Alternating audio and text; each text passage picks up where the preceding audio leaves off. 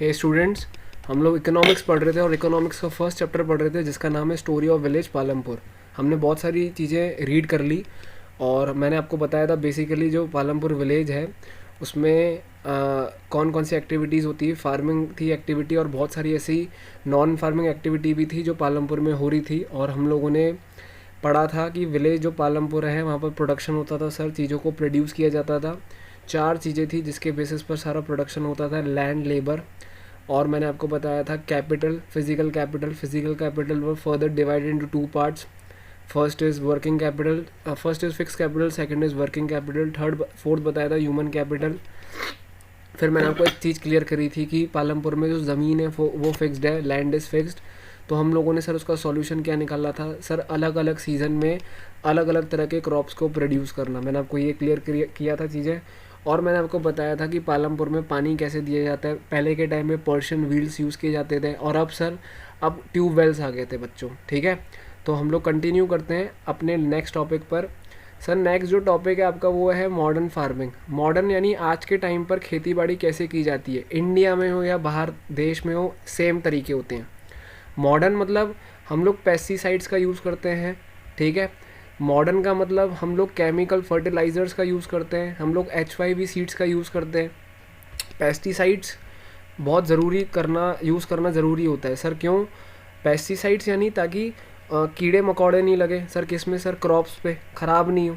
Chemicals का use इसलिए किया जाता है ताकि ज़्यादा से ज़्यादा प्रोडक्शन हो।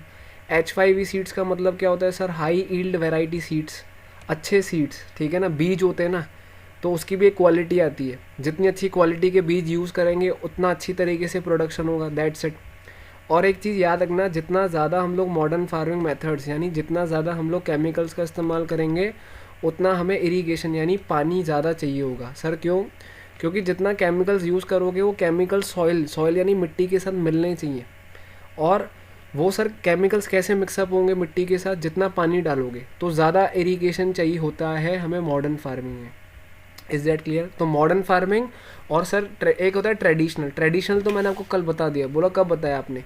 बेटा मल्टीपल क्रॉपिंग नहीं पढ़ा था, अलग अलग सीज़न में अलग अलग तरह के क्रॉप्स, उसको ट्रेडिशनल बोलते हैं, पहले चलता था। और ये आपके सामने मॉडर्न फार्मिंग चल रहा है, ठीक है। अच्छा, मॉडर्न फार्मिंग का सबसे बड़ा फ़ायदा क्या होता है, हम लोग लार्ज क्वांटिटी प्रोड्यूस कर सकते हैं।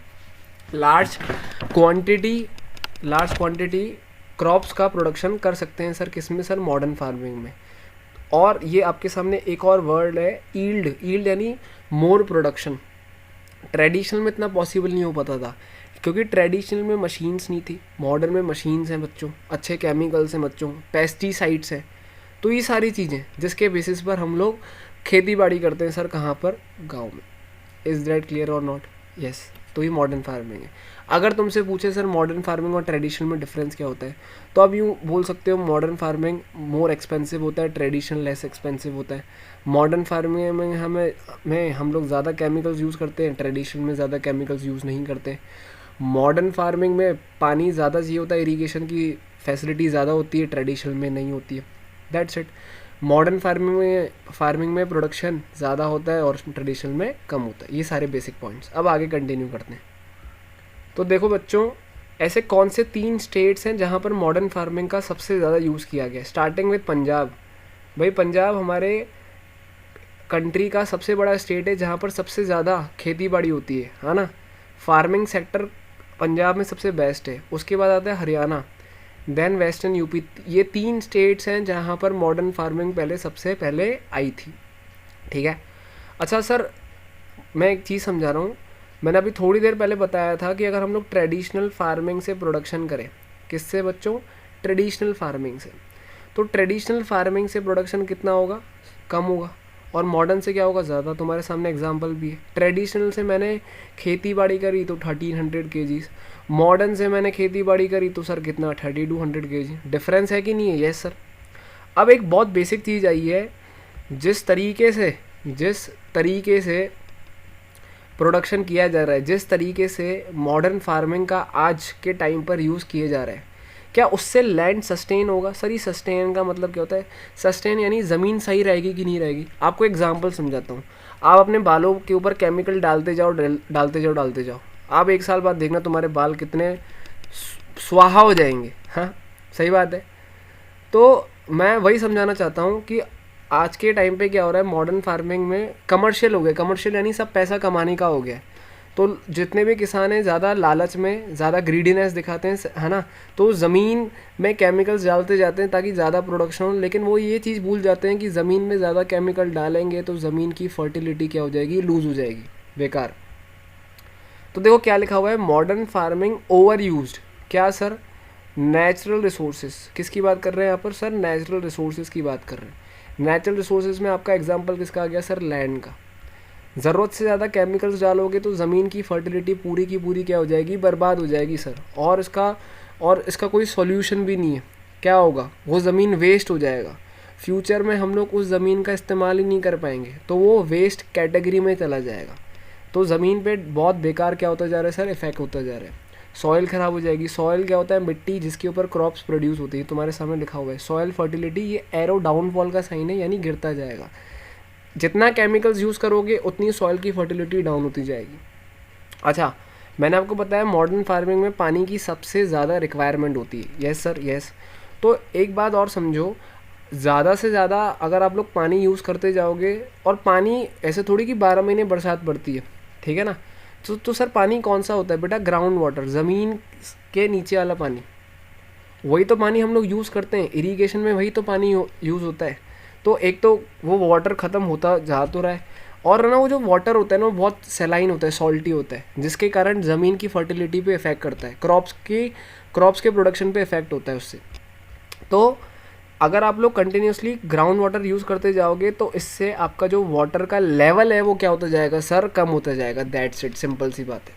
आई बात समझ में, क्लियर हो रहा है कि सर एक तो केमिकल्स ज़्यादा यूज़ करेंगे तो सॉइल फर्टिलिटी डाउन होती जाएगी, और वाटर का लेवल क्या होता जाएगा सर, कम होता जाएगा, जो कि बिल्कुल भी सही नहीं है। Is that clear? Yes yes बच्चों, जो हमारा नेक्स्ट टॉपिक है वो ये है कि लैंड जो भी पालमपुर में है वो कैसे डिस्ट्रीब्यूट हो रहा है, डिस्ट्रीब्यूट नहीं, बटा हुआ कैसे। तो मैं आपको समझाना चाहता हूँ। Totally there are 450 families sir, कहाँ पर, पालमपुर में। मैंने बताया था पहले भी जब मैंने लेक्चर स्टार्ट किया था, याद है, 80 अपर कास्ट और ये सब, है ना। अब इसमें थोड़ा वेरिएशन है, हल्का सा वेरिएशन यानी थोड़ा बहुत चेंज है कि सर 450 फैमिलीज़ है, उसमें से जो 1/3 फैमिलीज़ है, यानी 1/3 का मतलब सर कितनी, 150। बताया था कैसे निकालते हैं, वो लैंडलेस है। क्योंकि हम लोग टॉपिक ये पढ़ रहे हैं कि सर ज़मीनें कैसे डिस्ट्रीब्यूटेड हो रही है, तो आपके सामने मैंने लिख दिया कि 450 फैमिलीज़ ऐसी है जो क्या है बच्चों, लैंडलेस है। Is that clear? उनके पास ज़मीन ही नहीं है, ठीक है। 150 के बाद 150 फैमिलीज़ ऐसी है जो लैंडलेस है। फिर सर 150 के बाद 240 फैमिलीज़ ऐसी है जिनके पास लैंड है तो सही, लेकिन जो लैंड है उनके पास लेस देन 2 हेक्टर्स है। सर ये हेक्टर्स क्या होता है बेटा, हेक्टर्स 10,000 स्क्वायर फीट होता है। हेक्टर्स यानी ज़मीन को मेज़रमेंट करने की यूनिट। जैसे पेट्रोल को लीटर में मेज़र किया जाता है, ऐसे ज़मीनों को स्क्वायर फीट और हेक्टर्स में मेज़र किया जाता है, ठीक है। तो 150 फैमिलीज़ लैंड है ही नहीं उनके पास, 240 फैमिलीज़ लैंड है लेकिन लेस देन 2 हेक्टर्स। उसके बाद मैं आगे बढ़ता हूँ, और 60 फैमिलीज़ ऐसी है जिनके पास जो लैंड है वो सर क्या है, मोर देन 2 हेक्टर्स। ये डिज़ाइन बना दी मैंने, ज़मीन है लेकिन मोर देन कितनी है सर, 2 हेक्टर्स। तो ये कैटेगरी समझ में आ गया। 150 + 240 कितना हो गया बच्चों, सर ये हो गया आपका, ध्यान से समझना, ये हो गया आपका 390। हुआ कि नहीं हुआ? Yes sir. 390 में फिर मैंने 60 ऐड किया, ठीक है बच्चों। तो बताओ कितना होगा सर, नेचुरल सी बात है, ये हो गया आपका 450। कितना हो गया सर, 450। दैट्स इट, ठीक है बच्चों। अब इन वीडियोस को जितनी बार देखोगे उतना बेटर रहेगा आपके लिए। Is that clear? अब नेक्स्ट जो टॉपिक है, टॉपिक का नाम है who will provide the labour. Topic का नाम क्या है sir, who will provide the labour. अब बेटा ये सिर्फ टॉपिक है और इसमें मैंने कुछ लिखा नहीं है, लेकिन मैं आपको फिर भी हिंट दे देता हूँ सर, इस टॉपिक, ये टॉपिक क्या बोलना चाहता है, लेबर कहाँ से आती है, लेबर कहाँ से आती है। तो आपको मैं समझा देता हूँ लेबर कहाँ से आती है। तो देखो बेटा, मैं आपको ये टॉपिक ओरली समझाता हूँ क्योंकि इस टॉपिक में ज़्यादा कुछ खास नहीं है। तो टॉपिक का नाम क्या है, who will provide the labour, ठीक है। तो सर मैं आपको बताऊँ लेबर आती कहाँ से, ओरली सुनना, ओरली सुनना। या तो बेटा जिनके पास खुद के ज़मीन है, जैसे फॉर एग्ज़ाम्पल ये एक ज़मीन है, ठीक है, और यहाँ पर 4 लोग रहते हैं, 1 2 3 4 गोल मटोल इंसान, है ना। तो ये चारों अपनी ज़मीन पर खेती बाड़ी करेंगे, ठीक है। इनको किसी दूसरे की ज़रूरत ही नहीं है, और ना इनको ज़रूरत है कि ये किसी दूसरे की ज़मीन पर काम करने जाए, दैट्स इट, ठीक है। तो सर ये हो गए small farmers. Who will provide the labour, अभी पूरा सुनना, ये कौन हो गए, स्मॉल फार्मर्स। मान लो इनके घर पर 3 जने और एक्स्ट्रा होते, 1 2 3, इज दैट क्लियर। तो अब मेरी बात सुनना, ये तीनों के तीनों क्या करते सर, ये तीनों किसी दूसरे के ज़मीन पर काम करने जाते। तो मैं कहना क्या चाहता हूँ, जो फैमिलीज़ जिनके पास छोटे मोटे लैंड है और जिन फैमिलीज़ में लोग ज़्यादा हैं लेकिन ज़मीनें क्या है सर, छोटी सी है, जैसे फॉर एग्ज़ाम्पल ये, तो मैंने ये कैसे समझाया सर, अगर मान लो फॉर एग्ज़ाम्पल के तौर पर अगर किसी फैमिली में एक ज़मीन है और उसमें 4 लोग हैं तो ठीक है, काम चल जाएगा। लेकिन मान लो अगर उसी फैमिली में, मान लो इमेजिन करो 7 जने होते हैं और 4 की ज़रूरत है, तो 3 जने जो एक्स्ट्रा हैं वो किसी दूसरे की ज़मीन पर क्या करेंगे, काम करेंगे।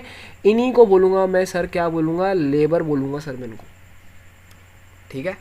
तो जिनके पास ज़मीन तो है लेकिन उन ज़मीन पे ऑलरेडी लोग काम कर रहे हैं, उनके घर वाले काम कर रहे हैं, वो एक्स्ट्रा जो 3 बच गए, वो 3 किसी दूसरे की ज़मीन पर क्या करेंगे, काम करेंगे एज अ लेबर। इसको बोलते हैं फार्म लेबर, ठीक है बच्चों, पूरे सुनती जाना। अब ये जो लेबर है इनको मिलते हैं W फॉर वेजेस, शॉर्ट में समझ लो क्या मिलते हैं सर, वेजेस। क्या मिलते हैं, वेजेस, ठीक है। मजदूरी तो मिलेगी, फ्री में थोड़ी काम करोगे। तो सर ये जो वेजेस हैं, बोलोगे सर कैश पैसे मिलते हैं या कुछ खाने को मिलता है, बेटा दोनों मिलता है, या कैश भी मिल सकता है यहाँ पर या कुछ खाने को भी मिल सकता है, सीधी सी बात है। बोलोगे सर हर महीने मिलता है या एक दिन रोज़ मिलता है, बेटा हर महीने वाले भी मज़दूर होते हैं जो एक दिन में काम करते हैं और एक दिन के अंदर ही लेते हैं, वो वाले मज़दूर भी होते हैं। बोलोगे सर कितने महीने के लिए काम करते हैं, बेटा ये 3 महीने के लिए भी काम करते हैं, 6 महीने के लिए भी काम करते हैं, 9 महीने के लिए भी काम करते हैं, 12 मंथ्स के लिए भी काम करते हैं, that's it. Who will provide the labour, topic पढ़ रहे हैं। लेबर कहाँ से आती है, जिनके घर पे बहुत ज़्यादा लोग हैं और उनको ज़रूरत नहीं है तो दूसरों की जगह काम करते हैं, दूसरों की ज़मीनों पर काम करते हैं, उनको क्या मिलते हैं, वेजेस। सर कितने टाइम के लिए काम करते हैं, 3 महीने, 9 महीने, 6 महीने, 12 महीने। और सबसे मोस्ट इंपॉर्टेंट, या तो वेजेस उनको कैश में मिलता है या कुछ खाने को मिलता है, that's it. Is that clear बच्चों। तो मैंने आज तुम लोगों को क्या क्या बताया सर, आपने आज मॉडर्न फार्मिंग मेथड्स के बारे में बताया, मॉडर्न फार्मिंग मेथड्स के फ़ायदे बताए, उसके नुकसान बताए, मॉडर्न फार्मिंग को कंपेयर किया ट्रेडिशनल से, इज़ दैट क्लियर। फैमिलीज़ के बारे में बताया, कितनी फैमिलीज़ है, 450, उसको बाइफरगेट किया, डिवाइड किया, 150, 240, 60, ठीक है। फिर मैंने आपको बताया लेबर कहाँ से आती है, फार्म लेबर कहाँ से आती है, उनको वेजेस कैसे मिलते हैं, कितना मिलता है, कितने टाइम के लिए वो काम करते हैं, इज़ दैट क्लियर। ज़्यादा मिलता है कम मिलता है, वो अभी टॉपिक का बात नहीं है। अच्छा मैं आपके लिए एक लेक्चर बनाऊंगा जिसमें अभी तो मैं आपको सारा शॉर्ट में समझा रहा हूँ, उस लेक्चर में मैं जो भी मैंने आपको पढ़ाया है ना, उस NCERT के बारे में एक एक चीज़ के बारे में क्लियर करता जाऊँगा, इज़ दैट क्लियर और नॉट, ठीक है। कुछ भी डाउट हो आपको व्हाट्सअप नंबर दिया जाएगा, और जो कोचिंग का ऐप है उसमें आप अपने डाउट क्या कर सकते हो, क्लियर कर सकते हो, इज़ दैट क्लियर। वीडियोज़ को देखो, बार बार देखो, और ये जो वीडियोज़ हैं बच्चों, इसको आप अपनी, इसमें जो भी मैं आपको नोट्स के थ्रू समझा रहा हूँ वो सारे आप अपनी कॉपी में मेंशन करो भाई, और उसको प्रॉपर तरीके से रिवाइज़ करो, ठीक है। तो अब मैं ये वीडियो और आपके जो लेक्चर्स होंगे 15-20 मिनट्स, 25 मिनट्स, कोई टेंशन नहीं लेना, क्योंकि बेटा हम लाइव तो पढ़ नहीं रहे, रिकॉर्डेड है सारे लेक्चर्स। लाइव पढ़ते तो बात अलग होती, लेकिन SST है, कोई बात नहीं, थोड़ा थोड़ा पढ़ते जाओ और इसको लिखो। जैसे 20 मिनट का वीडियो है तो 10-15 मिनट तो आपको लिखने में लगेंगे, तो आपके 30, 40, 45 मिनट्स आराम से घर पे हो जाएंगे। और उसको रिवाइज़ करो, उसको क्या करोगे, रिवाइज़ करोगे, इज़ दैट क्लियर और नॉट, यस सर।